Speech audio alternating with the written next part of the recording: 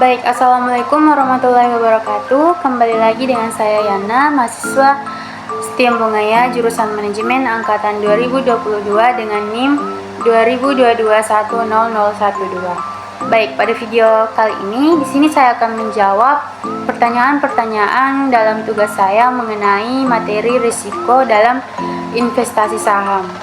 Nah, pada tugas kali ini di sini saya akan menjawab beberapa pertanyaan dalam studi kasus sebuah perusahaan, yaitu studi kasus perusahaan ABC. Nah, beberapa pertanyaannya itu berada di faktor-faktor risiko. Nah, untuk selanjutnya saya akan menjawab pertanyaan-pertanyaan tersebut dan memberikan jawaban-jawaban dari pertanyaan-pertanyaan tersebut. Yang pertama itu, bagaimana fluktuasi pasar global dapat mempengaruhi harga saham perusahaan ABC? Jadi, fluktuasi pasar global itu bisa mempengaruhi harga saham perusahaan ABC melalui beberapa cara. Jika pasar global mengalami ketidakstabilan atau penurunan, investor mungkin akan cenderung menjual saham mereka secara luas, termasuk saham perusahaan ABC, yang dapat menurunkan harga saham tersebut. Yang pertanyaan kedua, apakah terdapat faktor ekonomi atau politik yang dapat menyebabkan volatilitas pasar? Nah, jawabannya ya, ada banyak faktor ekonomi dan politik yang bisa menyebabkan volatilitas pasar ini. Beberapa diantaranya yaitu pertama, kondisi ekonomi makro. Nah, perubahan dalam pertumbuhan ekonomi itu sangat tingkat inflasi, pengangguran, serta kebijakan moneter dan fiskal dapat mempengaruhi pasar keuangan secara signifikan. Yang kedua, ketidakpastian politik. Nah, kondisi politik yang tidak stabil juga, serta perubahan pemerintah, pemilihan umum, atau perubahan kebijakan luar negeri bisa memicu ketidakpastian yang mengakibatkan volatilitas pasar. Yang ketiga, ada geopolitik dan krisis internasional. Nah, konflik internasional, perubahan geopolitik, bencana alam, atau masalah keamanan bisa memiliki dampak besar pada pasar keuangan global. Yang keempat, ada perubahan suku bunga. Nah, diantaranya itu adalah kebijakan bank sentral terkait suku bunga dapat mempengaruhi investasi dan arus modal sehingga berpotensi menyebabkan volatilitas pasar. Dan yang terakhir, ada fluktuasi mata uang. Nah, perubahan ini adalah nilai tukar mata uang, terutama bagi negara-negara dengan ekonomi yang terkait erat dapat mempengaruhi pasar keuangan global. Untuk pertanyaan selanjutnya, apakah perusahaan ABC dapat memiliki risiko operasional? Di antaranya yaitu yang pertama ada masalah produksi, yang kedua rantai pasokan, yang ketiga ada keamanan pabrik, yang keempat keselamatan karyawan, yang kelima teknologi dan sistem informasi.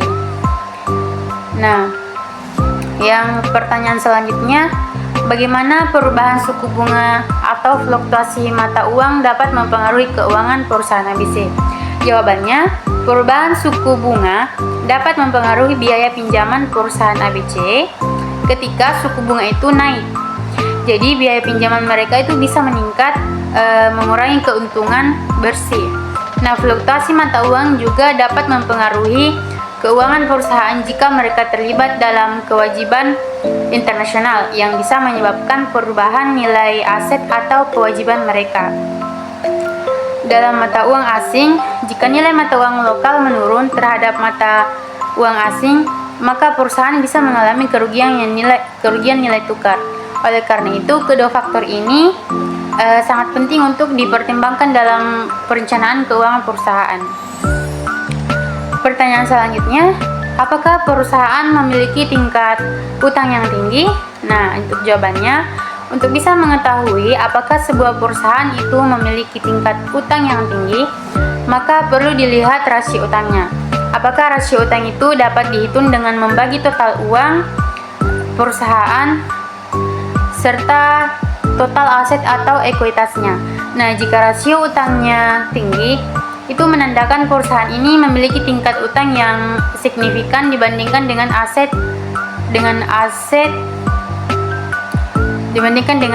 atau ekuitasnya. Namun, apakah tingkat utang itu tinggi atau tidak bisa bervariasi tergantung pada industri dan kondisi ekonomi saat itu. Pertanyaan selanjutnya, sejauh mana persaingan di industri mempengaruhi bangsa pasar dan laba perusahaan ABC?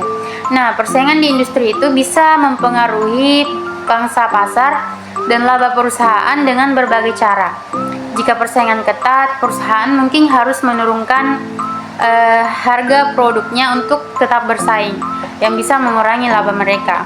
Namun, persaingan juga bisa mendorong inovasi, meningkatkan kualitas produk, serta memperluas pasang pasar jika strategi yang tepat dapat diterapkan. Untuk pertanyaan selanjutnya, bagaimana rencana strategi perusahaan untuk menghadapi persaingan? Oke, rencana strategi perusahaan untuk menghadapi persaingan dapat meliputi beberapa langkah. Yang pertama yaitu menganalisis pasar dengan cara melakukan penelitian mendalam tentang tren industri, kebutuhan pelanggan, dan juga gerakan pesaing untuk memahami posisi perusahaan.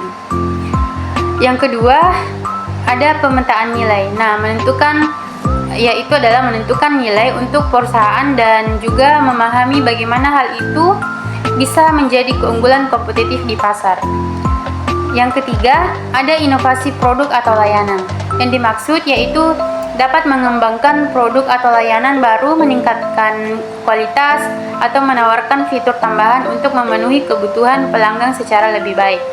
Dan yang keempat, ada strategi pemasaran.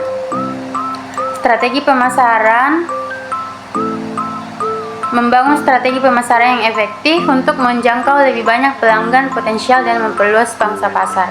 Dan yang kelima, yaitu pengembangan keterampilan. Yang dimaksud seperti melatih karyawan dan meningkatkan keterampilan mereka agar lebih adaptif dan tanggap terhadap perubahan pasar. Yang keenam, ada aliansi strategi, yaitu membangun kemitraan atau aliansi dengan perusahaan lain untuk bisa mengakses sumber daya baru, teknologi, atau pasar yang berbeda.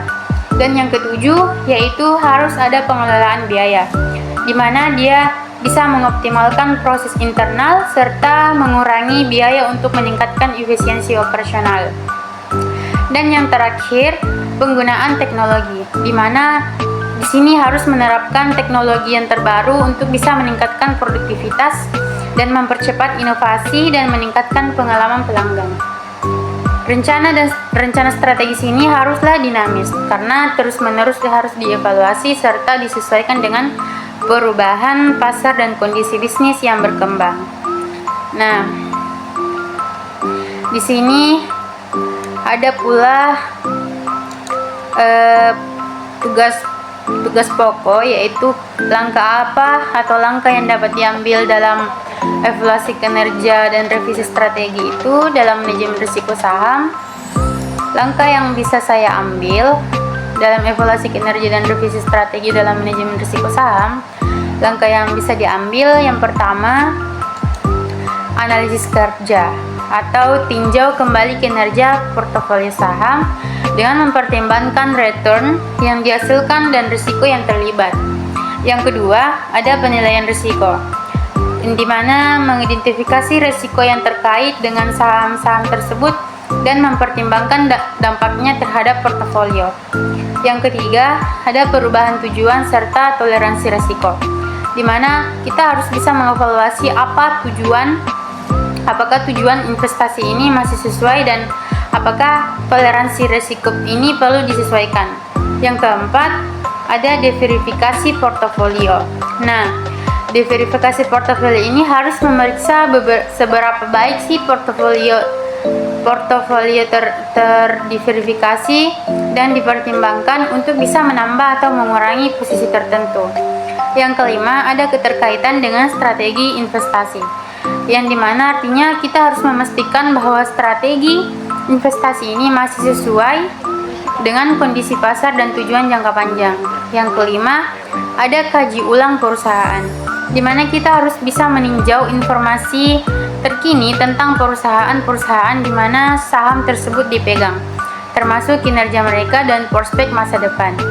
Dan yang ketujuh atau yang terakhir, ada revisi strategi, di mana kita harus bisa menyesuaikan strategi manajemen risiko berdasarkan hasil evaluasi untuk mengurangi risiko atau meningkatkan potensi umum.